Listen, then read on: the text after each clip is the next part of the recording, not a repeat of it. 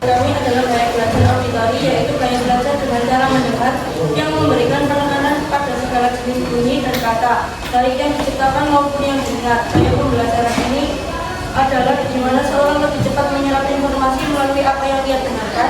Penjelasan tertulis akan lebih mudah ditangkap oleh para pembelajar auditori ini.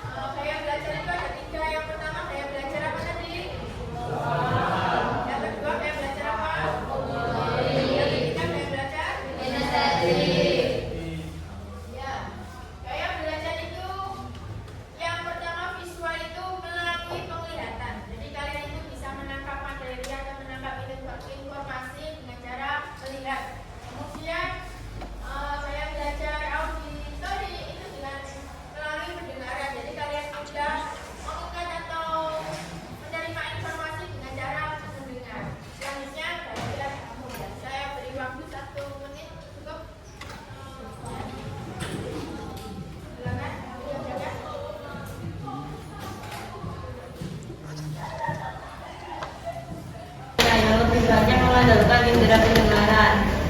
Saya dapat menjelaskan kembali materi apa yang saya dapat berpendapat atau dengarkan dengan menggunakan bahasa saya sendiri. Ayo belajar kinestetik, strategi belajar kinestetik, belajar sambil bergerak, praktek dan eksperimen, belajar di luar ruangan, pembelajaran melalui gerakan.